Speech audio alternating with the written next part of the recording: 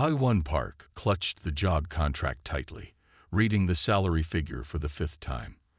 The number hadn't changed. It was still 6 times what he earned at the university's zoology department. His tiny apartment felt even smaller as he paced back and forth, the blue-tinted official letterhead from the Hegemony Embassy catching the light each time he passed under his kitchen's flickering bulb. "This can't be real," he muttered, running his finger under the words, "Personal caretaker to Princess Neri of the Hegemony." The aliens had arrived on Earth 8 years ago. Their massive ships had appeared suddenly, causing panic until they broadcast peaceful messages in all major languages. The Hegemony, they called themselves, a vast coalition of worlds spanning 3 star systems. They wanted trade, cultural exchange, and diplomatic relations, not conquest. Taewon's phone buzzed. His friend Jun was calling. "Did you get the offer?" Jun asked without greeting. "Yes. The money is." Taewon swallowed. It would solve everything. "Don't do it," Jun said firmly. "I've heard rumors from my cousin at the embassy. 4 caretakers in the last 6 months.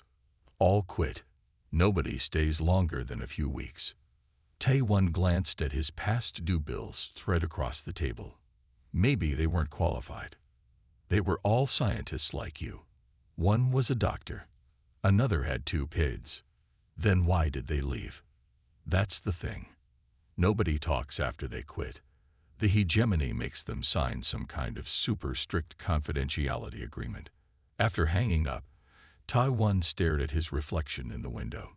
His research on animal communication had been promising until the university cut his funding. Now he spent his days teaching basic classes to uninterested students for barely enough money to cover rent. The next morning, he signed the contract and pressed his thumb to the biometric scanner. 3 days passed in a blur of medical exams, background checks, and briefings on basic Hegemony customs. Nobody answered his questions about his actual duties or why the position had such high turnover. "Princess Neri has unique preferences," was all he got from the tight-lipped human liaison. On the 4th day, a sleek silver transport with no visible wheels glided to a stop outside his apartment building. The driver, a tall human woman in Hegemony uniform, nodded curtly. "Dr. Park, your belongings have already been transferred. Please board." As they left the city, Taewon watched skyscrapers give way to countryside. After an hour, they turned onto a private road that wound through thick forest before opening into a valley. The Hegemony compound stood like something from a dream. Sweeping curves of pearlescent material that seemed to flow rather than stand rigid. The gardens surrounding it were even more alien. Plants with geometric patterns moved slightly despite the lack of wind. Flowers that looked like blown glass changed colors as they passed. Small creatures that might have been birds or insects moved in perfect, synchronized patterns overhead. The transport stopped at an elegant entrance. As Taewon stepped out, a human man hurried past him, head down, walking quickly toward another waiting vehicle. "Excuse me," Taewon called, recognizing the uniform that matched his own new clothes. "Are you the previous caretaker?" The man stopped but didn't turn around. His shoulders were tense, his hands clenched into fists. "Any advice?" Taewon asked. After a long pause, the man spoke without looking back. "She doesn't see you the way you think she does," he said, then continued walking. Before Taewon could ask what that meant, a melodic chime sounded, and the entrance doors slid open. A human woman in elegant gray clothing stepped out. "Dr. Park, welcome. I am Jinnah, the princess's coordinator. She's eager to meet you." Jinnah's smile didn't reach her eyes. "Please, let me show you your quarters first, so you can refresh yourself." Inside, the compound was even more beautiful and strange. The walls seemed alive, subtly shifting in color and texture. The air smelled of something sweet and unfamiliar. His quarters were luxurious, larger than his entire apartment, with a bed that adjusted automatically when he sat on it. The bathroom contained devices he didn't recognize, with helpful holographic instructions that appeared when he looked confused. You have 1 hour to prepare, Jinnah said from the doorway. The princess has specific protocols for first meetings. What exactly will I be doing here? Ta-One asked. The job description was vague about my responsibilities. Jinnah's professional expression slipped for just a moment, showing something like pity. Princess Neri is a xenoanthropologist, she said carefully. She studies other species and their cultures. She finds humans particularly interesting. So I'll be helping with her research. That's perfect. My work on communication patterns across species. Dr. Park, Jinnah interrupted gently. It's best if you don't have too many expectations. The princess will explain everything herself. After she left, Ta-One showered and changed into the provided uniform, soft blue fabric that fit perfectly. As he adjusted the collar, he noticed a small device embedded in the sleeve. It looked like a sensor of some kind. His orientation materials had mentioned tracking for security purposes. Still, something about it made him uneasy. A different chime sounded, and a message appeared on the wall. Please proceed to the central atrium. Following illuminated path markers in the floor, Ta-One made his way through the winding corridors. The central atrium opened up into a vast space filled with more alien plants and what appeared to be artwork from dozens of worlds. In the center stood a slender figure with her back to him. Even from behind, there was no mistaking her for human.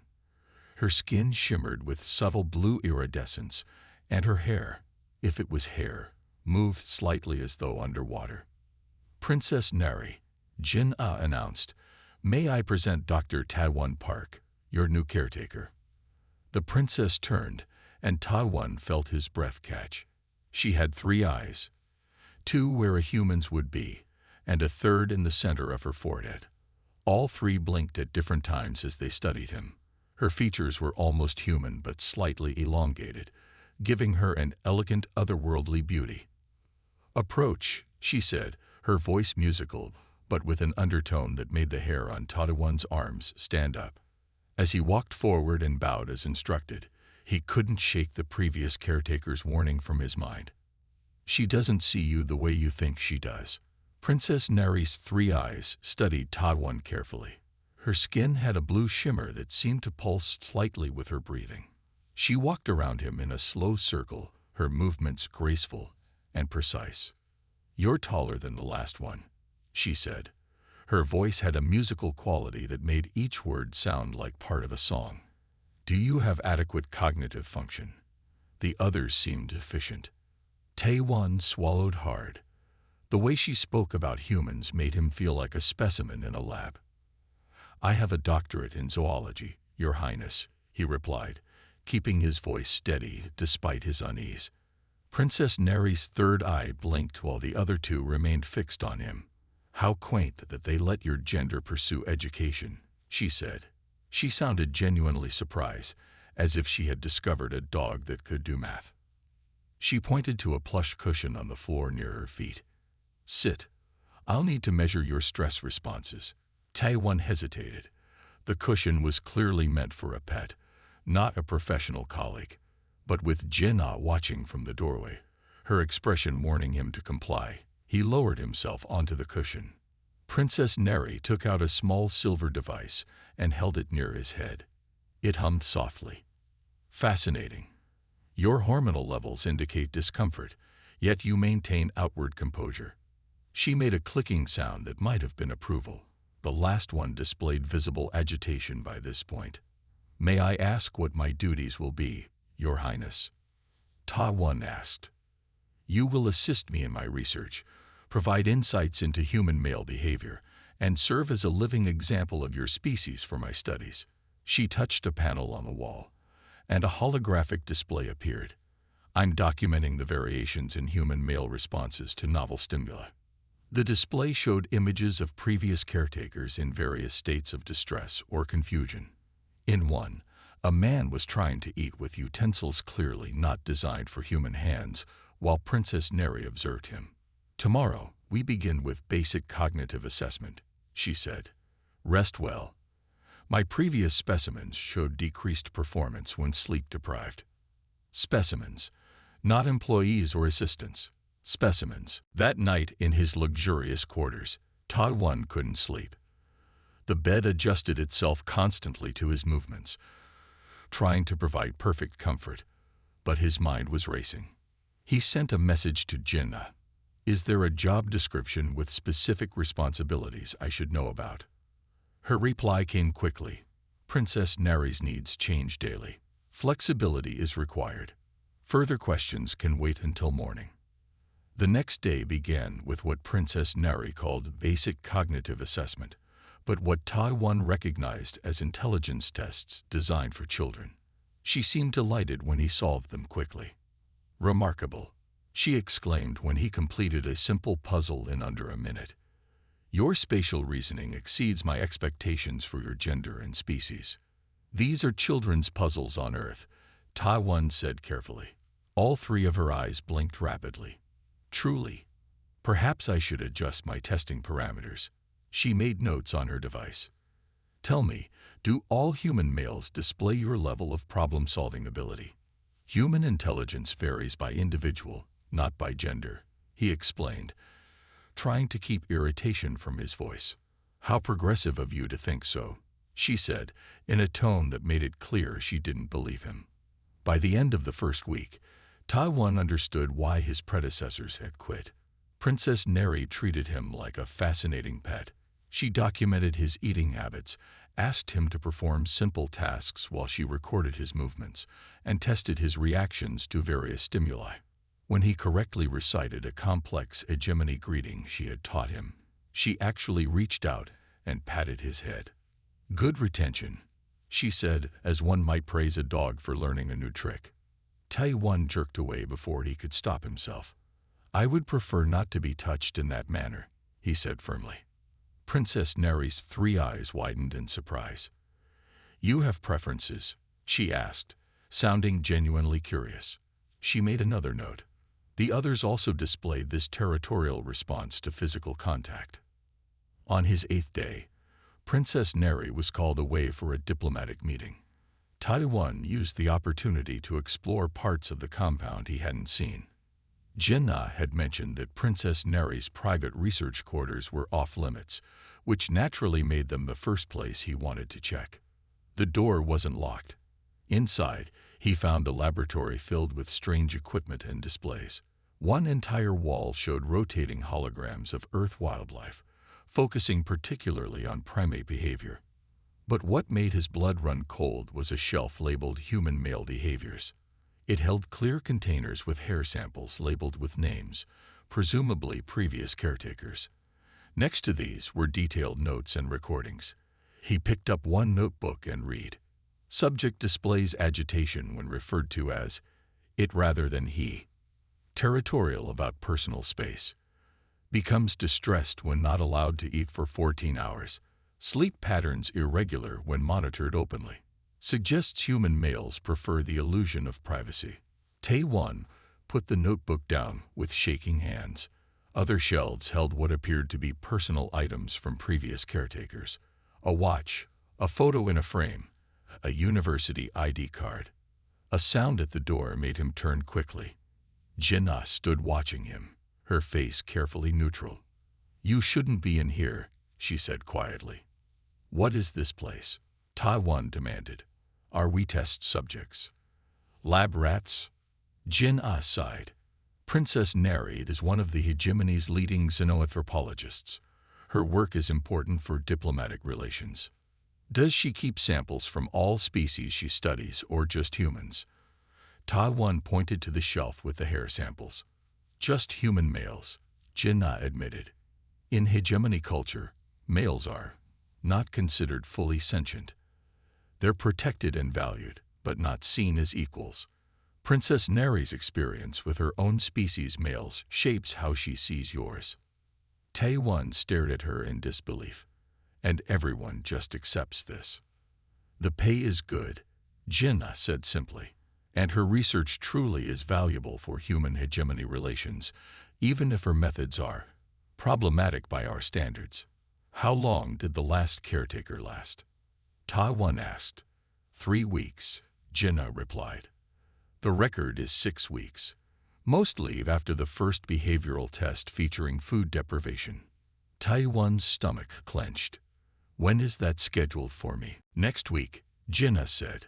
Unless you quit before then. Most do. Taiwan stood in the doorway of Princess Nari's private study, watching as she absorbed Earth broadcasts with intense concentration. Her three eyes blinked in different patterns as she watched a human news program, occasionally making notes on her device. After 3 weeks of being treated like an intelligent pet, he had reached his limit. The food deprivation test had been the worst.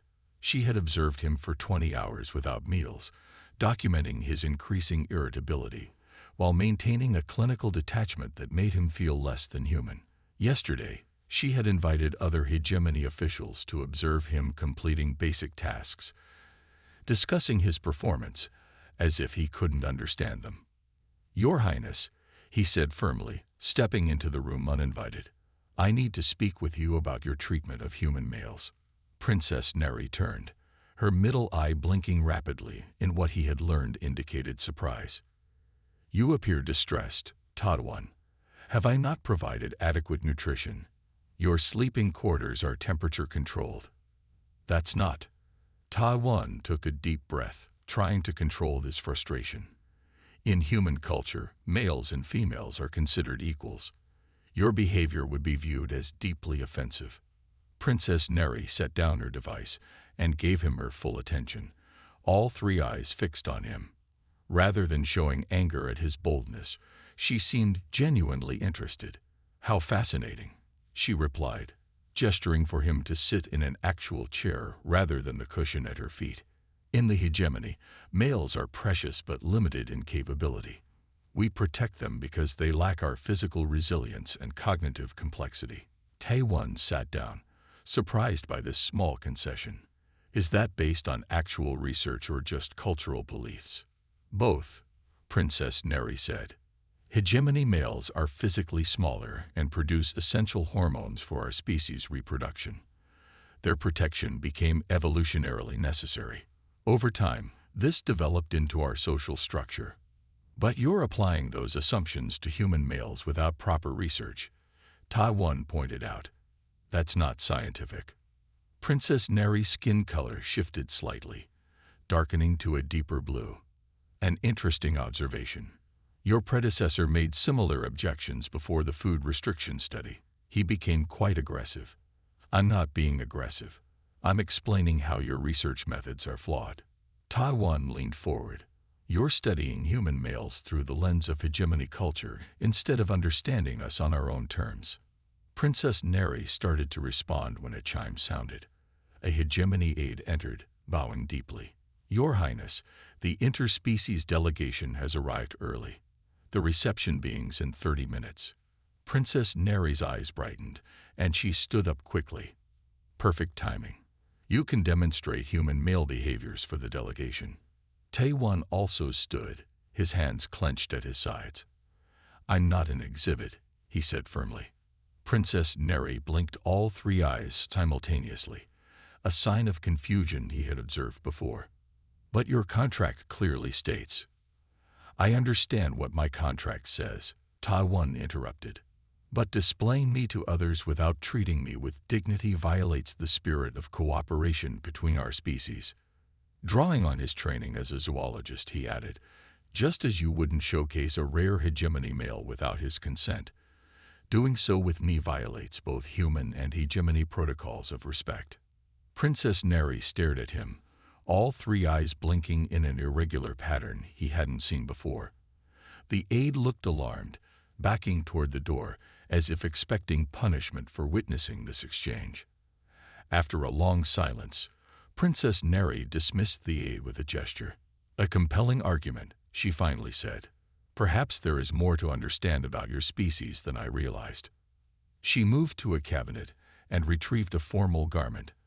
Not the uniform caretakers usually wore, but something similar to what she herself was wearing. This reception includes representatives from 7 species, she explained, holding out the garment. Would you consent to attend as my cultural advisor rather than as a research subject? Taiwan took the garment cautiously. That would be acceptable.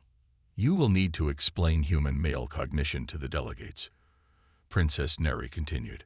Many have the same misconceptions I apparently hold. I can do that, Ta-1 agreed, surprised by this sudden shift. The reception was held in a grand hall with views of the alien gardens. Beings of various shapes and colors mingled, some humanoid, others completely alien in form. Ta-1 stayed close to Princess Neri, observing the complex social dynamics.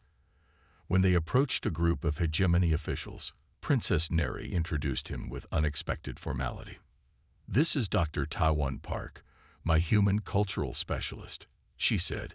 He has been educating me on the cognitive equality of human males and females. One of the officials, an older female with elaborate markings on her blue skin, looked at Ta-1 with obvious suspicion. How curious that you allow your research subject to dictate the parameters of your study, she said to Princess Neri. Before the princess could respond, Ta-1 spoke up. With respect, scientific objectivity requires us to question our assumptions. If Princess Neri approached human males with incorrect preconceptions, her research would be fundamentally flawed. The official's 3 eyes narrowed. It speaks quite boldly for a male. He speaks accurately for a scientist, Princess Neri replied, surprising Ta-1.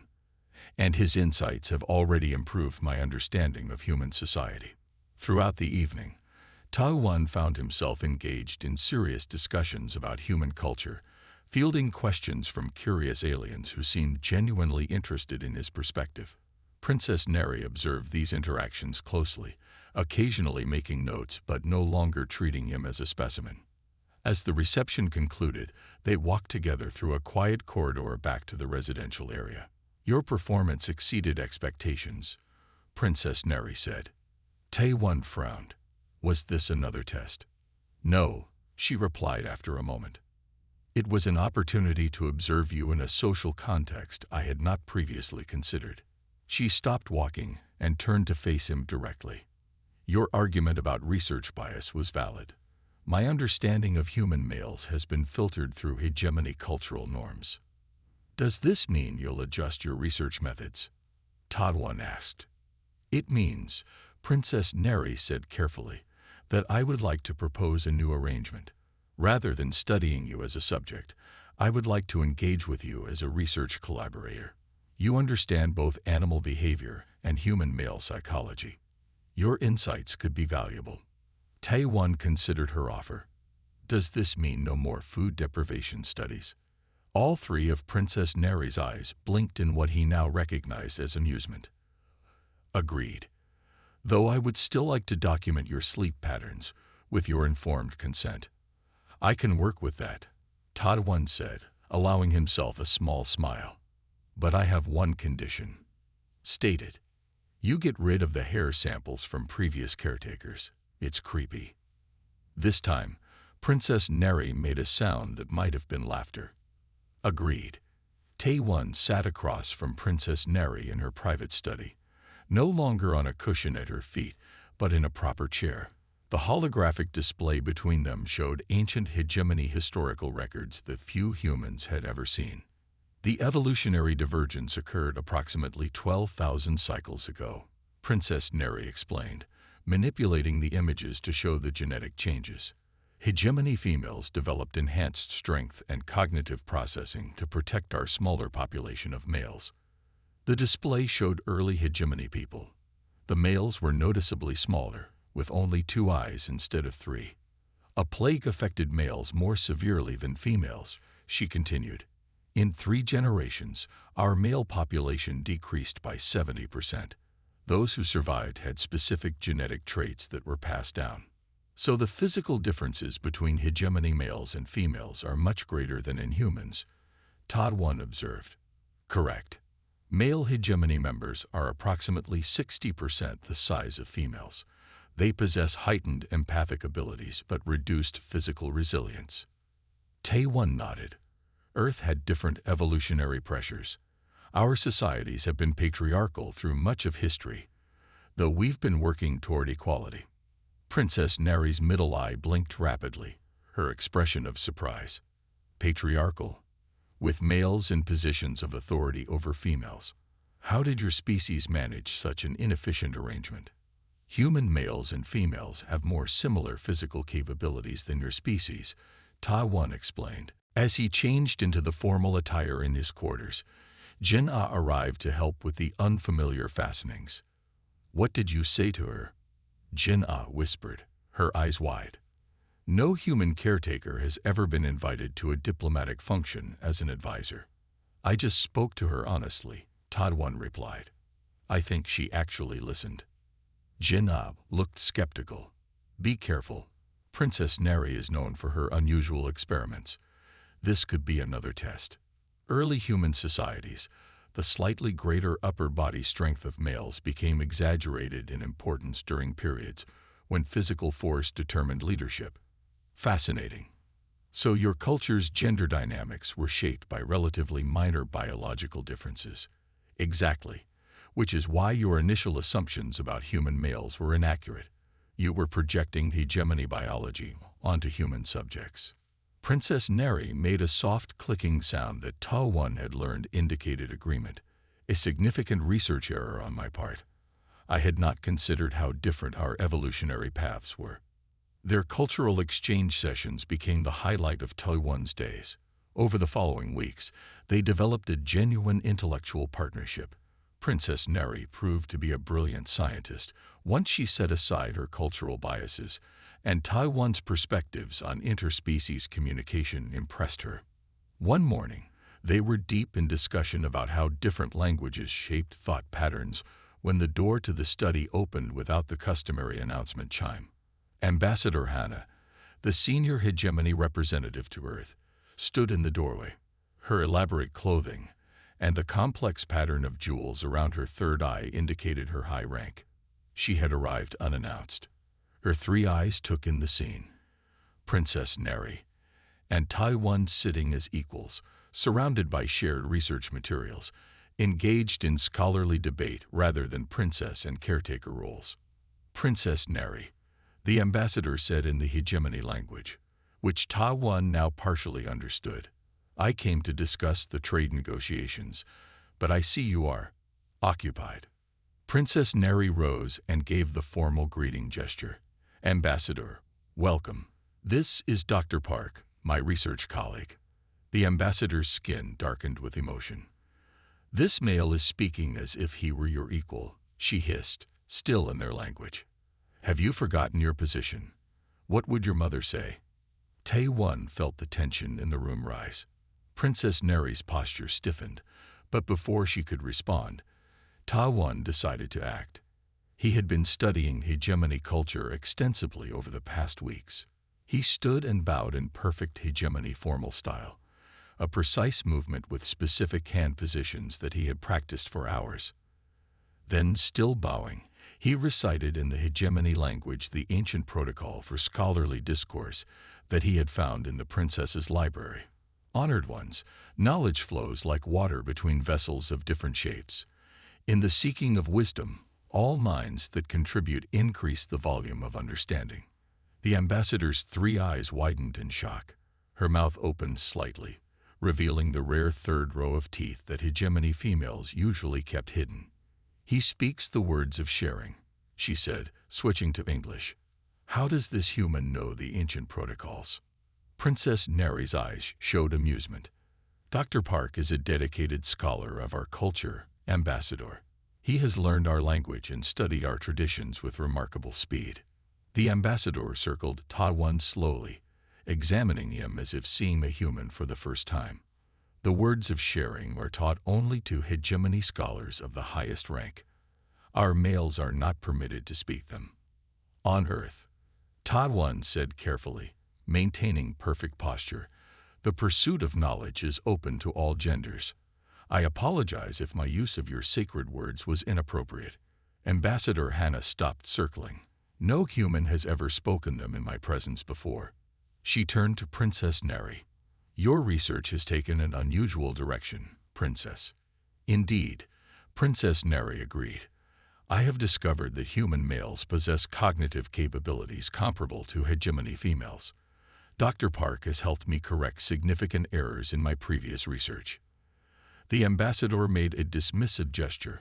One exceptional specimen does not change the nature of a species, which is why we are conducting wider studies, Princess Neri countered.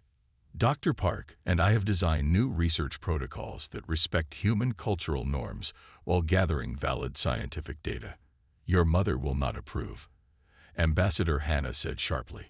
Science must follow evidence, not preconceptions, Princess Neri replied. Even the Queen must respect research integrity. The ambassador's skin darkened further, but she said nothing more about it. Instead, she changed the subject to the trade negotiations she had come to discuss. After the ambassador left, Princess Neri turned to Taiwan. You took a significant risk, she said. The words of sharing are indeed restricted knowledge. I found them in the historical texts you gave me access to, Taiwan explained. They seemed appropriate for the situation. They were perfect, Princess Neri said, her skin lightening to a shade Taiwan had learned indicated pleasure. Ambassador Hannah will report this to my mother, however.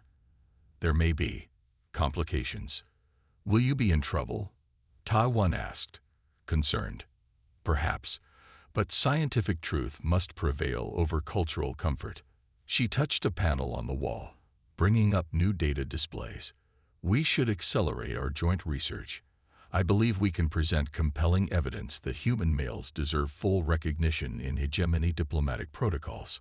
That would change how all humans are treated by your people, Taiwan realized. Exactly. Currently, hegemony officials are only required to treat human females as full diplomatic equals. The protocols for males allow for less respectful treatment. Is that why my predecessors were treated so poorly? Princess Neri's eyes blinked in a pattern that indicated regret. Yes, I followed standard protocols for non-sentient research subjects. I now realize those protocols were based on false assumptions about your species. So we're not just doing research, Taiwan said slowly. We're potentially changing interspecies relations. If we succeed, Princess Neri confirmed. But first, we must prepare for my mother's response to Ambassador Hannah's report.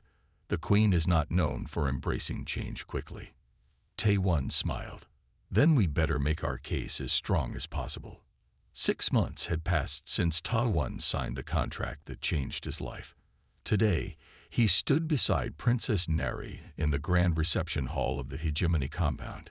His new uniform marked his position as human cultural attaché, a title that had never existed before. Are you nervous? Princess Neri asked quietly, noticing how he adjusted his collar for the 5th time. A little, Taiwan admitted. Meeting the queen of an alien civilization isn't something I prepared for in zoology school. Princess Neri's skin rippled with amusement. My mother will arrive shortly, she said, reaching out to straighten his formal jacket. Remember, Queen Maisuk rarely leaves our homeworld. Her views on other species are traditional. Traditional meaning she thinks human males are clever pets. Taiwan asked with a small smile. Precisely. The research we've published has caused quite a stir in the hegemony scientific community, but my mother has final say on diplomatic protocols. Around them, hegemony officials and human diplomats mingled awkwardly. The humans kept glancing at Taiwan with curious expressions. He had become something of a celebrity after co-authoring 3 research papers with Princess Neri that challenged fundamental hegemony assumptions about human males. Jinnah approached them, looking nervous. The royal transport has entered Earth's atmosphere. 5 minutes until arrival. As Jinnah hurried away, Taiwan took a deep breath. What if she refuses to accept our research? Then we continue our work, Princess Neri said simply. Scientific truth does not require royal approval, though it certainly helps with implementation. A musical tone sounded throughout the hall, and everyone immediately moved to form 2 lines leading from the main entrance to where Princess Neri and Taiwan stood. Remember the greeting protocol we practiced, Princess Neri whispered. 3rd eye contact is reserved for equals. Keep your gaze on her lower eyes only. The massive doors at the end of the hall opened. 4 hegemony guards entered first, their skin a darker blue than Taiwan had seen before. They carried what looked like ceremonial spears made of a shimmering material. Then Queen Maisuk entered, and Taiwan understood why Princess Neri had warned him. The queen was taller than any hegemony female he had seen, nearly 7 feet in height. Her skin wasn't simply blue. It shifted with patterns of light that seemed to move beneath the surface. Her third eye was larger than Princess Neri's and surrounded by intricate markings that glowed faintly. She wore no crown, but her presence commanded the room instantly. The queen's entrance silenced the entire reception hall. She moved with liquid grace toward her daughter, barely seeming to touch the floor. Her gaze swept over the assembled dignitaries before eventually settling on Taiwan. Following protocol, Taiwan bowed deeply, keeping his eyes downward. When he straightened, he was careful to focus only on her lower eyes as instructed.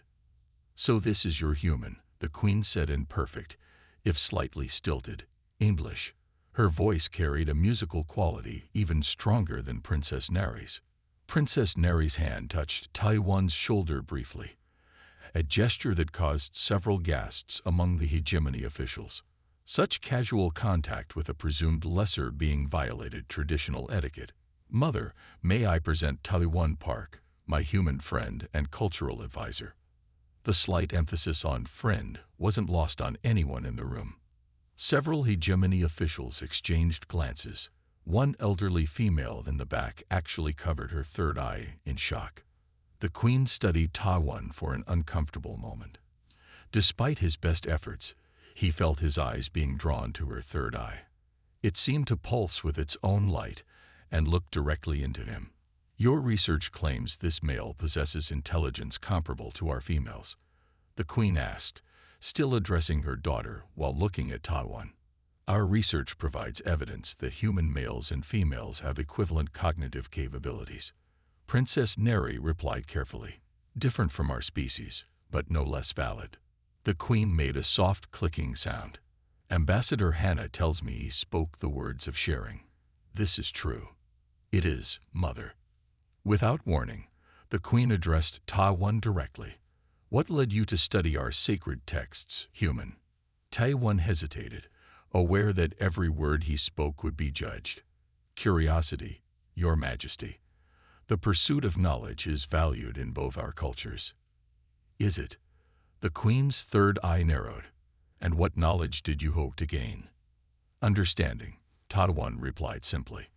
"I wish to comprehend why such a scientifically advanced species as yours would make assumptions about mine based on gender." A murmur ran through the crowd. No one spoke so boldly to the queen. To everyone's surprise, Queen Maisuk's 3 eyes blinked in sequence, right, left, then center.